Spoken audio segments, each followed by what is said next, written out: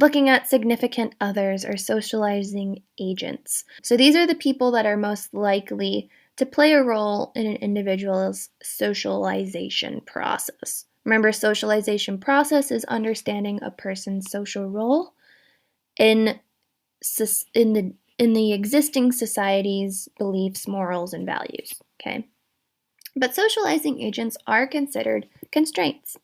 Okay, so again, these are people like parents, siblings, and family members. They likely have the largest influence in early stages of life because those are the people you spend the most time with.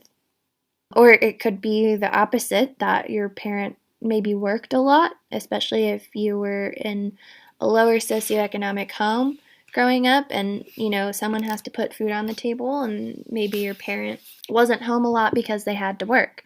That is also, the absence of a parent is just as impactful as the presence of a parent or sibling or family member. These people are going to be the ones who reinforce your behaviors via reward and punishment. I always do this with my cats because my cats are my kids. But, cat jumps on the counter and you say, no, smack him on the butt and, use a forceful voice. There's a lot of power in being a socializing agent and a lot of responsibility in how people come out. Research suggests that there are differences in parental influence based on sex. And girls tend to need more encouragement from more family members of the family, okay? So, in terms of parental influence, this just means that one parent might be more influential with the same sex. So dads could be more influential on their sons, mothers could be more influential on their daughters just because they have the same sex.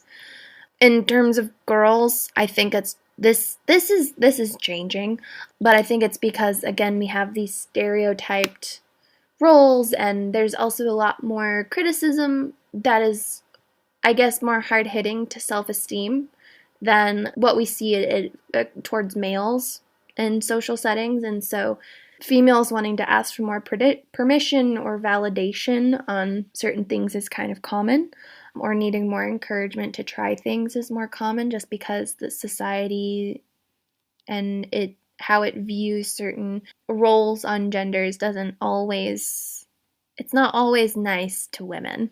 So we'll leave that there. But siblings also help reinforce socializing patterns into physical activity. And usually that's going to be, again, established by parents. So if we had to rank people, parents are more authoritative family members, are going to have the biggest influence on early childhood socialization processes, but siblings also huge. So I have a home video for you.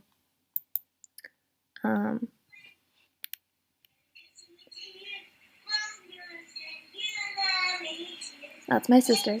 That's me. So fashionable, but I think there's a lot in this little short clip, right? So my mom would ask my sister to sing her songs to me. She would sing her ABCs. The I Love You song was from Barney. Barney was our shiz.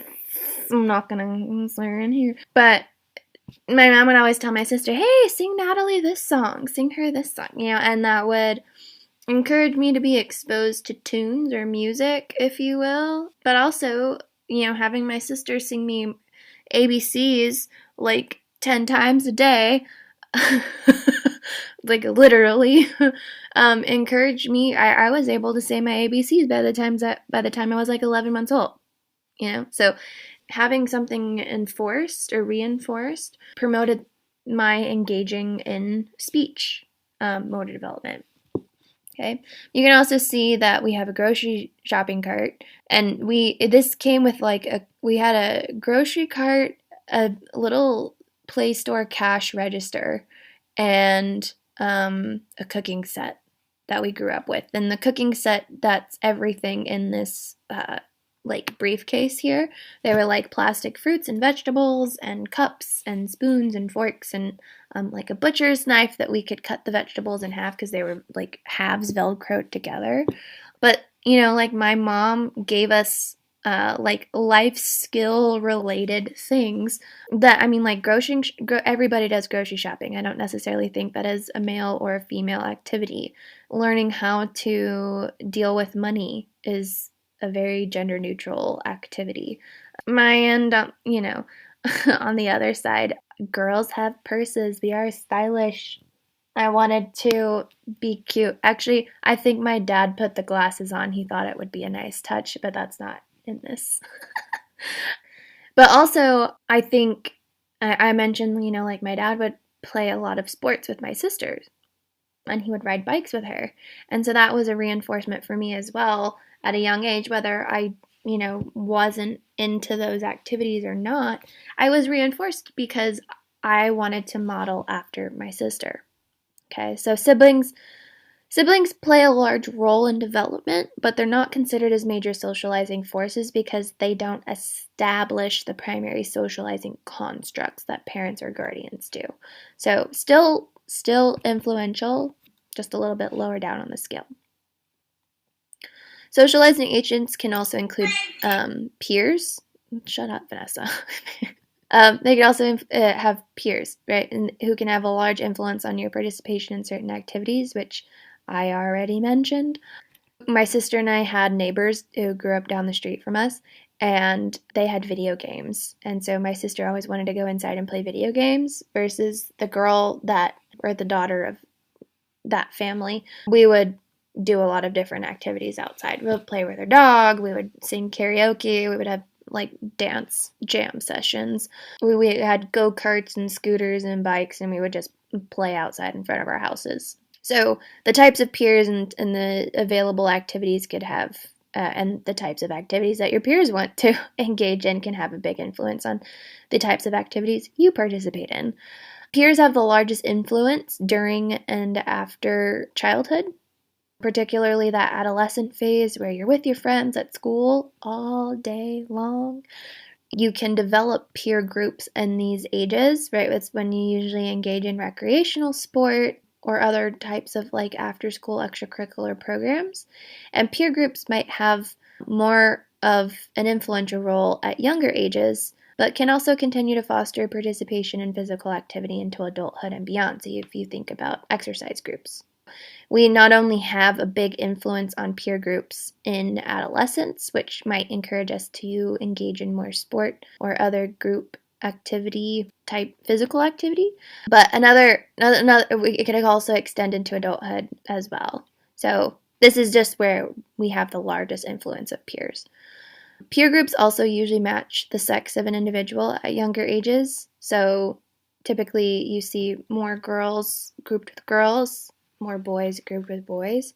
And then once we get into like younger adulthood, we see a greater mix of sexes. I don't know if it's because it's seen as more socially acceptable after you reach a certain age point, but there's also like the concept of like, you have cooties, and then cooties prevent you from mixing. I don't know. Anyways, one comment I want to make on peer involvement, it's kind of still unclear what initiates peer group involvement, or like kind of what the driving factor of peer group involvement is. It could be a shared interest that could be bonded over, but also it could be involvement in terms of just desire to interact with other people or to be socially included. So what is the driving force to engaging with peers? It's still a little bit fuzzy. Possibly an area of research that any one of you might be interested in doing. All right, still talking about socializing agents or people who have influence on our engagement and activity, we have coaches and teachers. Huge roles, guys. Again, usually these people are going to have more of an influence during childhood and adolescence just because of, you can see sport activity, dance, that type of thing. But these people have potential to expose a different point of view than parents and family members, which is a really nice thing in terms of adding a different perspective of the world and the way that the world works. This could be in a good way, it could also be in a bad way. So there is potential for aversive socialization, and that is when you have a negative socializing experience that can deter you from continuing participation in a certain activity. So if you have, like that one gym coach who allows the students to pick teams, and you have that one or two kids that always get picked last, that is potential aversive socialization for them engaging or wanting to voluntarily engage in those activities outside of when they're being made to engage in those activities. But also in terms of like dance is a huge, huge, huge potential for aversive socialization if you have a harsh dance teacher. I grew up with a harsh dance teacher. I think I was like, well, also I think dance, gymnastics, figure skating, I guess activities where your body aesthetic is more important. In ballet, you're supposed to be wispy and skinny and light, or have the appearance of being light. And if you are a normal body weight or have any type of muscular build, it's like you don't fit in this genre. They're going to give you a hard time about it and make you change your body to fit the aesthetic. And so that's oftentimes why people of color aren't typically in ballets, but particularly African American people, because they tend to have more muscular builds. And we are changing that narrative in the dance culture now, especially with, all of the racial and like social movements that are going on. But we're changing the aesthetic, and changing what is acceptable to meet the aesthetic is important in kind of reversing or deleting this aversive potential, or deleting this potential for aversive socialization. Because I know growing up, like, I was a very active kid, so I had a very low body fat percentage, but I was also a muscular kid. And because I was petite and I had a lot of muscle, that was kind of abnormal. A lot of people were like, you need to eat more. You're too skinny. What's happening to you? And then once I hit puberty and, like we talked about, estrogen allows for fat accumulation to prepare your body for childbearing. And I gained weight. Not like I was fat. I was still very fit, but I gained weight as like my body was filling out. And then my dance teacher was like, you need to lose like 10 pounds. You're looking a little chunky, And I was like, bruh, excuse me? I'm still fit as And so having that commentary or, poor body image being pushed on you, or having people not pick you, making you think that, you have low motor competence. These coaches and teachers can have a really, really, really big role on how you view yourself, but also how that, is going to end up playing into the types of activities you engage in. All right, that rounds out social agents. So we had parents, siblings, immediate family members, peers, coaches, and teachers.